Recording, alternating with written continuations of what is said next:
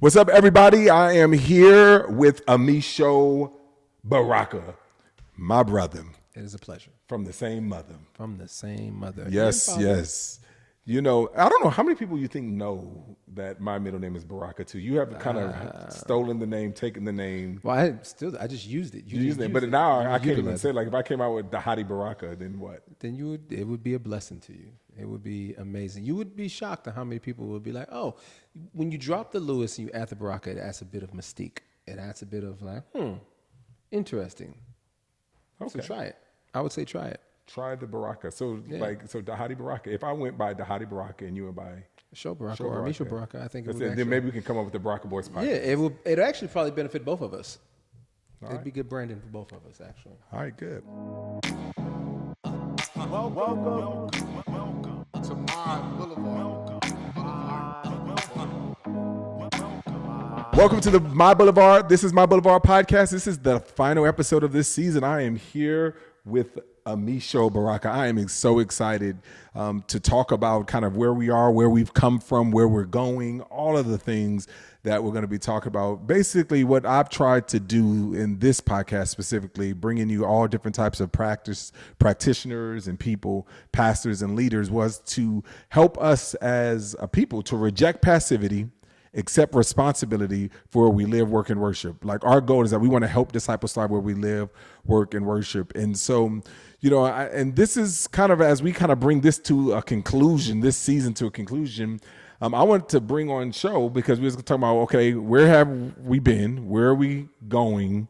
All right, in light of everything. So we're excited. This is going to be aired in June, mid-June. So we have just finished our Indiana gathering. And so we've been celebrating that, and now looking forward to the future. And so we're excited. And so when you specifically think about the future of MyBLVD, what comes to mind? What are some words, some adjectives, some things, some thoughts? I think necessary. I think hopeful. I don't know if that's an adjective, but yeah. I think community. I think training, discipleship, mentorship, and I also think of cultivation. Those are some of the ones. Those are the words that I think help me. No, I think that's really good. I think those are really good words because, you know, I'm excited about the future because when we talk about like establishing the family, MyBLVD family, oftentimes we you know, people think about, oh, is that a church planting network? It was like, no, MyBLVD family is not a church planting network. It is more of a leader network. It's practitioner network. What we like to use, it's the poets, the pastors, the practitioners, in your word, the polymaths. The polymaths. Right? And so we're excited. And, you know, when we think about that, we think about this concept of how are we going to make an impact in the local context, you know, where we live, where we work, and where we worship. You know, oftentimes it seems like, you know, throughout history, there has always been kind of multifaceted of people coming together, and the church was kind of the convener of this place. But now it seems like it's like we have the church, and then we have church networks, and the church network is supposed to just do one thing, and then you got the poets, you know, doing one thing, and then you got the practitioners, nonprofit leaders, you know, doing one thing, and then the polymaths are doing everything. Yeah. Right. And so why don't you explain a little bit about polymaths? Yeah, polymath is just a word for someone who does many things. You could put that as an artisan, someone who's an artisan. They do, like, I guess traditionally it's been used as this, someone who may work with steel, wood, may do all types of craftsmanship with different materials. Today, I think you find people who use that as someone who is just skilled in different things. They find their expertise or a love to dive into different areas of expertise, whether it be thinking, whether it be creating, whether it be, you know, whatever. It's just they find themselves engaging in different types of work, and they find pleasure and maybe even sometimes vocation in many different types of. And so I use it as just that, as someone who loves to engage, learn, and cultivate in different areas of life. Yes, I love that at the end you put vocation because I was wondering, is this person employed? I was just like, I needed to know, is he employed? Sometimes they are, sometimes they're not. Hey, money is not everything, okay? Yes, You know what I'm hey, saying? you know. Sometimes we are paid through love and passion. Yes, okay. And then you're homeless. What I love about where we're going and even the future blueprint and even our goal to continue to build in You the said family. blueprint. You mean My Boulevard. My Boulevard, you're right. And the goal of it is, it's kind of like I think about it in three kind of analogies. I think about a university, I think about it as a church, and I think about it as kind of a network within networks, a network of networks. When I think about the university, it's sort of like My Boulevard is the university, right? But then under My Boulevard, you got a group of people that are coming together that we would consider like good culture. Like good culture would be like a major, or a school, the school of divinity, or the school business school, or whatever. And that's kind of good culture. And then you have kind of a pastoral track or whatever. And, and that's kind of all pastoral leadership, people who work in the church and all that. And then you have basically the practitioners, and that's kind of your nonprofits and, like people who are engaging in a lot of different ways, but they're going to get your 501c3s and, and all of that and trying to engage. So let me ask you a question. You just gave us that analogy about a university and the different areas in which people can find themselves being equipped. Why does My Boulevard need to do that? Why not just, you mentioned Blueprint. Why not Blueprint do something like that? Why is My Boulevard needing to do this today in 2024? Well, because I think what My Boulevard is an attempt of, it's a bunch of practitioners coming together. It's a bunch of like urban leaders coming together. Like Blueprint is one strand, is one place, one like expression here that we do in Atlanta, Georgia. Most of the times when you have networks or any type of things, you usually have kind of like the big organization, the big dog, and everybody tries to become like the big dog. Where in the urban context, like no one likes the big dog. Like Walmart doesn't thrive in the urban context. Like, they like the small pop-up shops. They like the homegrown stuff, and I think that's really the way we want to build this. Is like we want to bring multiple different people because we know in our context is like we're going to need multiple different strands. So that's why even when we're saying that like a university, like there's a university, but there's different majors within that university, but we all have some core curriculum. And I think that's in the same way. There'll be some core curriculum. So the university, the church is like, if we think about the church setting is like, hey, we got like the Sunday message, and the Sunday message oftentimes is good culture. That's like we're trying to engage in culture and cultivate good culture and wherever you live, work, worship, and so there's a lot of that. Communication. It's the communication. Yeah. That's good. But it's like the Sunday morning communication. That's the steering rod in a lot of ways.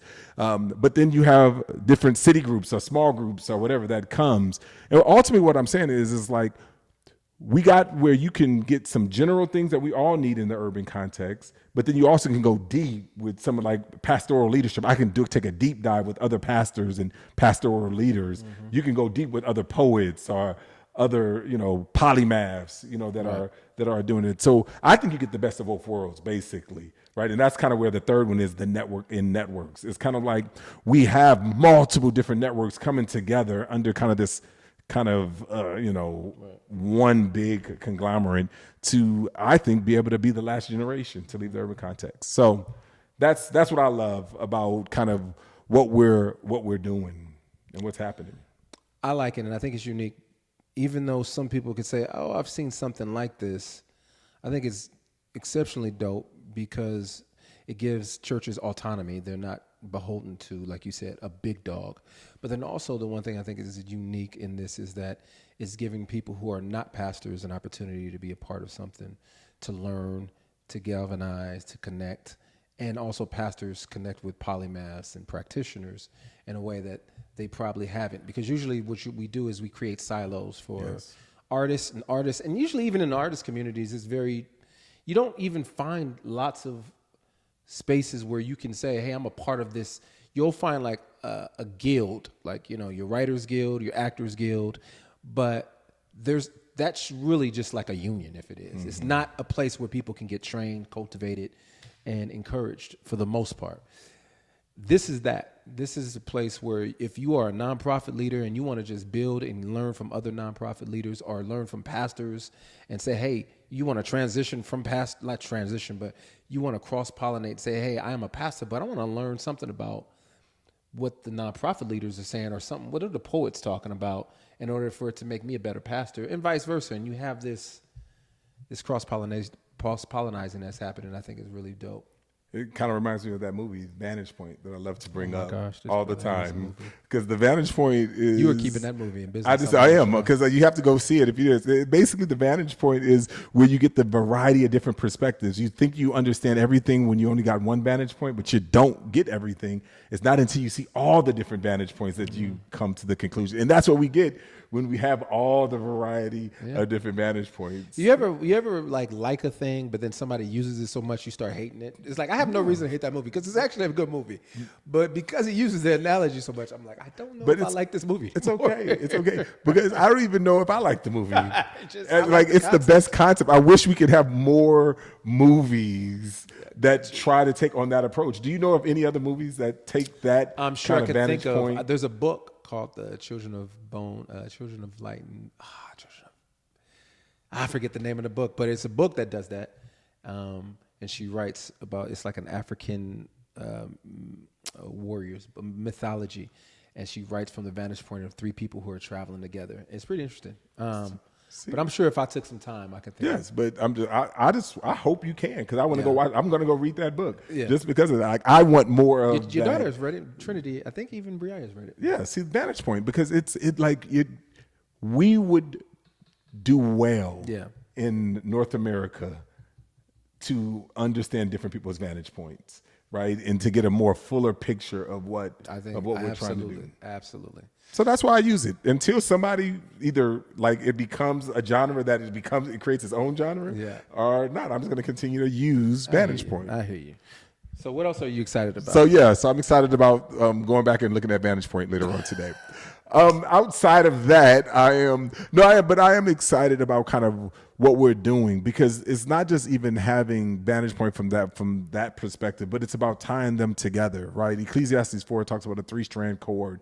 And, even though we have 4 strands, but it's still that idea of, when we talk about the poets, the pastors, the practitioners, the polymaths, when we're thinking about that, and intertwining those in our gatherings, right? We just did one, here in Indianapolis. We did, just talking about that, being able to see, how do all these worlds, how have they made impact throughout the years, whether it be universities and banks and, a variety of different things, but not just one. And I think that that's really important for us to. The reason why I love it as well is because it gives us a variety of, so we talked about vantage points, so I'll kind of lean on that a little bit. The one thing we see even with the Bible is that the Bible uses different modalities on how to communicate a truth. So you have history, you have epistles, which is very clear teaching, like, here, you need to do this. But then you also have, the poetry. And from all of those different modes of communication, there's wisdom that's given, there's principles we pull from it, and you can't extrapolate one and get all you need from the other 2 or the other 3, you know what I mean? And similarly, I think we all have different tools, and what we've done as a culture is say, if poets use pens and practitioners use hammers, anytime we have a problem, we take our tool to it and we try to say, oh, no, this is how you fix the thing. And you may be able to fix one of 3 things, but the other 2 things may deserve a pen. The other thing, the pastors may bring, I don't know, a pulpit, I don't know, that's the first, a nail, I don't know, a screwdriver. You know what I'm saying? You may need a screwdriver for this particular issue. And the beautiful thing about having these 4 different these 4 different elements, and even more that if we're willing to, pull it out some more, is that you have the ability to see other people use their tools and their gifting in a way that can help you say, oh, you know what, this requires that. Because we are developing almost like these isolated cultish identities where if you don't belong within my particular group, then you don't really have as much value and you don't see the world as I do. So therefore, your perspective isn't useful. And I think by us bringing people together as we are becoming more disintegrated within our society because poets are leaving the church or because nonprofit leaders and business people are pastors are just, how do we all come together? And not just to the church, but I'm saying, how do we come together? Not just so that the pastor can benefit from our tools, but that we can all benefit from one another. Yes, I think that is well said. And so the way we're kind of crystallizing this is by saying, hey, this all of this is under the MyBLVD family, right? And when we talk about MyBLVD family, that's made up of these poets, pastors, practitioners, and polymaths. That in there's community, right? Like, so, we've been doing for years pastoral cohorts, and, we will continue to do that. We're doing some things with the cohorts. We're looking to even make the cohorts 3 months, with some real good intentionality on just how do we develop and defend disciple-making cultures. We're going to continue to do some of those, but even good culture. Let's go. Having some cohorts. Tell me a little bit about that.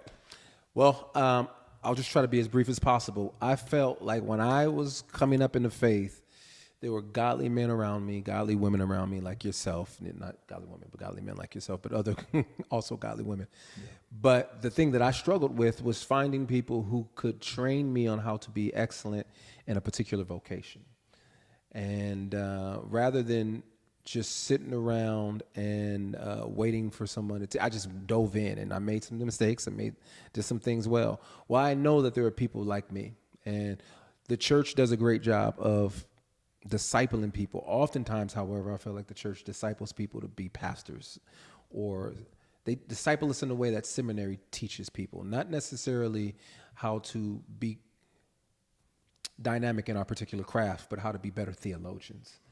And excellent. We all should be theologians to some degree, but how does that help me understand the particular skill sets that I know that I need in order to excel in my particular field? And so that's what I want to do. I want to say, man, this is what it looks like to be a cultivator, holistic, integrated cultivator within our society. And here are some resources, here are some tools, here are some classes that we'll be offering you. And so we will be doing that for starting in August. That's good. So again, just to kind of repeat, what I heard you say is that in the fall, like we have for pastoral leadership, yes, we will be having in good culture cohorts, yes, that we will have in. And ultimately, what I love about it is, a lot of one of the theme statements, we have many theme statements, but one of the theme statements we talk about is how do we cultivate community around contextualized resources? Yeah. And you're saying that you're going to be bringing cultivating community around contextualized resources for like the poets, the practitioners, the polymaths. Yes. That is not discipling them to be better church members, absolutely, but discipling them to be better Christians where they live, work, and worship. Yes. And there will be other people who will be partnering with me to bring. So for instance, we'll be, and when I say integrated, I really, really want to try to create tools. So if, for instance, if we have artists, it's like, well, yeah, let's do writing. Let's do some exercises on writing. Let's understand what it means to engage culture, but I also want you to understand contracts. And so I'll bring somebody in to speak on contracts so that we don't sign terrible deals. If you are, an educator, how can we help you become a better educator?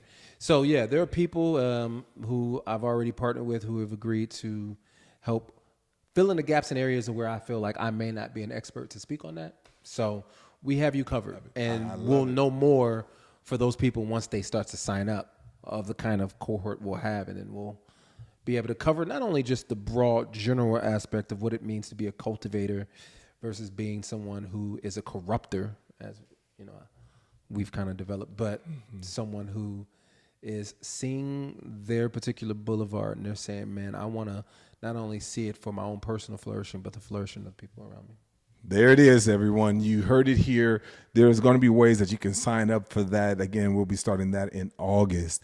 I think that's a good place to end this. I mean, in the future, why don't you end with like good culture? What do you see good culture trying to be, to do, kind of in the future, hey, we may, we were talking earlier, I may go from the Dhati Lewis to the Dhati Baraka, and then, we can start potentially a Baraka Boys podcast. I don't know. You never know what you're going to get. It's always possible. I didn't know that we were going to keep that part in there. So, yes, I definitely think I petition for you to drop Lewis, go with Baraka. I think it's good for the brand. I will say this. I say that good culture, as you guys, if you're watching this, hopefully you've watched other videos. Share the good culture content that comes out bi-monthly, whether it's short interviews, whether it's long episodes. We started in March. I think we started in January. Can't remember. We started in January, so go back to the episodes in January. If you've missed them, I promise you they're great. But also be on the lookout for the traveling event, the lives. We've done in Indianapolis, and we'll be doing it again in October at our conference. Yes. So, yeah. So when you come to the event, expect it all. Yeah. Absolutely. Get it all. Expect these threefold. So if you think about Boulevard, don't think just pastors. Don't think church planning.